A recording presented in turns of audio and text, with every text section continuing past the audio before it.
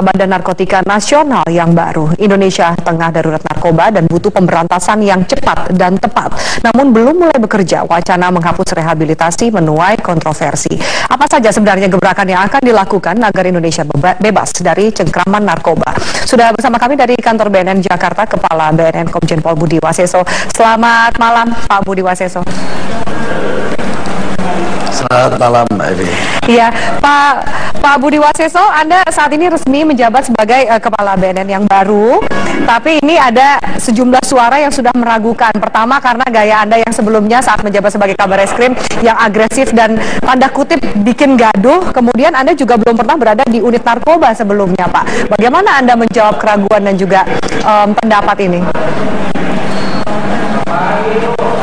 Ya, yang pertama saya kan di kepolisian sudah 31 tahun ya. Tentunya pernah beberapa kali pimpin di kesatuan di kepolisian ini dan juga menangani masalah narkoba. Jadi yang terakhir pun saya Kabar Eskrim juga memimpin masalah Direktorat 4 yang khusus menangani masalah narkoba.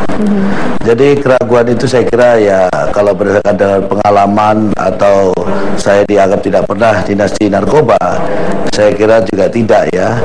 Artinya ya nanti silakanlah masyarakat yang melihat dan menilai bagaimana saya nanti bekerja di BNN ini. Pak Budi Waseso seperti singkatan nama Anda juga ya, Pak, Buas gitu. Apakah Anda juga akan tetap garang dan buas dalam memberantas narkoba seperti yang Anda juga sempat lakukan pada saat Anda menjabat sebagai Kabar Eskrim? Ya, sesuai dengan apa yang disampaikan oleh Presiden bahwa negara kita ini sudah darurat dalam keadaan darurat narkoba.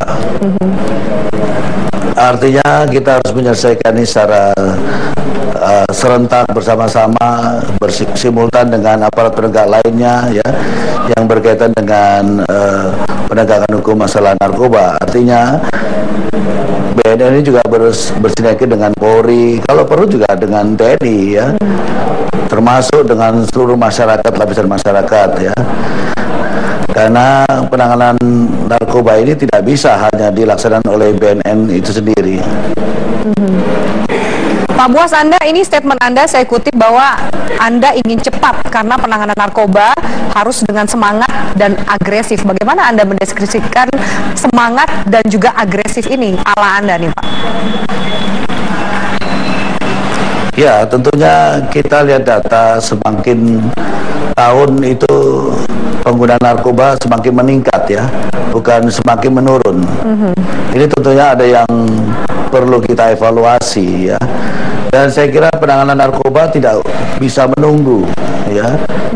Memang harus perlu bersinergi dan memang juga perlu agresif ya kalau menurut saya. Jadi penanganan ini harus cepat ya, tidak lagi kita harus menunggu. Oleh sebab itu saya kira perlu secara kita bersama-sama ya berkomit untuk memerangi masalah narkoba ini. Tapi kan komitmen itu juga semua orang mengatakan itu, Pak, bersama-sama komitmen, tapi seperti Anda katakan bahwa angkanya juga tidak pernah turun. Adakah gebrakan atau terobosan yang akan Anda lakukan? Ya, saya kira kita lihat saja nanti. Ya, saya pasti akan membuat upaya-upaya untuk bagaimana kita menangani masalah ini dengan cepat, tepat ya, sehingga lebih efektif. Sehingga apa yang sudah dicanangkan oleh Presiden mengenai negara kita sudah dalam keadaan darurat narkoba, segera bisa kita tanggulangi ya. Artinya tindakan juga harus tegas ya terhadap para pelaku-pelaku, khususnya para bandar dan mafia-mafia itu ya. Saya kira tidak bisa lagi untuk kita berikan satu peluang. Itu saya kira ya. Iya. Pak Budi Waseso, ini saya juga mengutip tadi statement dari Kapolri, ada 38 jenis narkoba yang beredar di Indonesia dan kemungkinan akan terus bertambah. Indonesia bukan hanya menjadi konsumen tapi sudah menjadi produsen dan bahkan jadi jalur utama sindikat narkoba. Bagaimana Anda memetakan permasalahan yang ada di Indonesia soal narkoba ini dan juga apa target Anda sebagai Kepala BNN? Ya, saya kan baru hari ini dilantik ya. baru evaluasi ke dalam bagaimana mengenai tugas-tugas saya, dan ke depan tentunya kita harus segera mengambil langkah-langkah itu ya. Artinya sekarang jenis narkoba yang baru sudah beredar di negara Republik kita ini ya. Bahkan sudah merusak generasi-generasi muda yang produktif. Dan ini juga sudah ada sekarang jenis narkoba yang diperuntukkan kepada anak-anak di bawah umur. Seperti contohnya seperti makanan, permen, ini juga sudah merupakan kandungan-kandungan narkoba yang disusupkan atau diedarkan di kalangan remaja atau kalangan anak-anak di bawah umur. Nah, ini tidak bisa kita biarkan ya, harus segera kita mengambil langkah karena ini tidak mungkin kita biarkan, nanti akan berkembang bahkan akan merusak generasi yang terbawah. Saya kira ini negara juga tidak boleh membiarkan ini terjadi. Oke, Pak Budi Waseso, saya akan juga mengangkat soal ada rencana atau wacana Anda menghapus rehabilitasi. Tapi Anda jawab usai jeda berikut ini. Pak Budi Waseso, tetaplah bersama kami. Pemirsa, kami akan lanjutkan. Pak Budi Waseso, Pak Budi Waseso, Anda masih bersama kami di Prime Time News? Ya, ada rencana atau wacana yang Anda kemukakan soal menghapus rehabilitasi, Pak Budi Waseso. Apa pertimbangan Anda mengeluarkan statement itu? Ya, bukan berarti menghapus, itu kan undang-undang ya. Dan kita harus dievaluasi mengenai undang-undang itu. Jangan sampai undang-undang itu dimanfaatkan justru oleh para bandar yang bersembunyi terhadap korban ya. Sehingga makin lama pengguna itu makin banyak ya. Anda lihat memang terjadi di lapangan seperti itu, Pak Budi Waseso, bahwa undang-undang itu memang juga dipergunakan bandar untuk berlindung dengan memakai status pemakai? Ya, sekarang kan faktanya pengguna itu makin banyak ya, karena semua toh beralasan dikala menggunakan narkoba nanti akan berlindung sebagai korban, sehingga dia tidak bisa dihukum, bahkan nanti dikenakan rehabilitasi. Nah, ini kan yang harus kita evaluasi ya, bukan berarti dihapus, tapi aturan semuanya harus dievaluasi. Efektif atau tidak aturan itu? Kalau tidak, ya harus kita lakukan perubahan-perubahan. Saya kira itu cara pemikirannya ya. Berarti dalam artian juga Anda apa tidak meneruskan program atau pendekatan rehabilitasi yang digalakan oleh Kepala BNN sebelumnya? Ada juga target rehabilitasi 100.000 pengguna narkoba setiap tahunnya.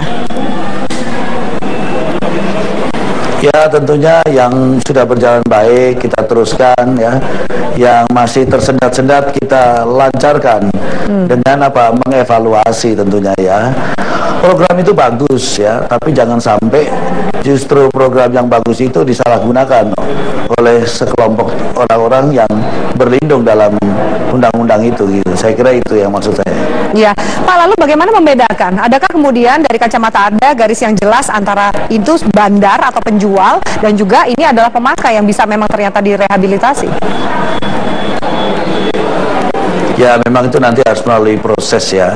Makanya proses daripada persidangan ya, tidak terus kemudian ya, karena ini kan bisa dimanfaatkan juga oleh oknum-oknum yang pada akhirnya bandar pun bisa dikatakan korban ya, dikala dia memang bisa bekerja sama dengan oknum petugas ya. Nah, ini yang kita hindari. Oleh sebab itu menurut saya pengguna pun tidak lepas dari tanggung jawab pidananya ya. Justru nanti dia dibina di lapas itu sekaligus dia melaksanakan rehab di lapas itu. Juga jangan sampai nanti mereka di lapas itu bercampur dengan para hukuman atau yang ada di lapas itu orang-orang yang bukan dari narkoba ya. Sehingga nanti akhirnya malah program rehabilitasi itu tidak berjalan dengan baik, bahkan dia keluar dari lembaga itu malah menjadi bandar, malah berkembang, dia bisa menjadi mafia. Iya, itu yang saya maksud. Jadi saya ulang kembali bahwa ini tidak dihapus soal rehabilitasinya ya Pak, mungkin akan dievaluasi karena ini kan amanat konvensi internasional yang sudah diadopsi oleh Indonesia bahwa memang penyalahgunaan ini harus dicegah, dilindungi, bahkan dijamin loh Pak rehabilitasinya. Betul. Tapi kan harus kita tetap evaluasi. Efektif atau tidak, nanti harus kita evaluasi. Jangan sampai ini ada peluang ya. Justru mungkin kita tambahkan ya dalam undang-undang itu. Saya kira itu ya. Iya, Pak Buas, terakhir ini Anda sebagai Kepala Badan Narkotika Nasional, tapi tadi Anda tidak dilantik oleh Pak Presiden sebagaimana pada umumnya. Bagaimana perasaan Anda? Anda kecewa atau melihat ini sebagai hal yang lumrah saja? Tidaklah ya, tidak ada kecewa. Siapapun yang melantik saya atas nama negara dan bangsa ini ya, atas nama pemerintah, berarti itu amanah seharusnya akan saya terima dan saya akan laksanakan sebaik mungkin. Baik, terima kasih atas waktu dan keterangannya Kepala BNN Komjen Pol Budi Waseso. Selamat bertugas Pak Buas.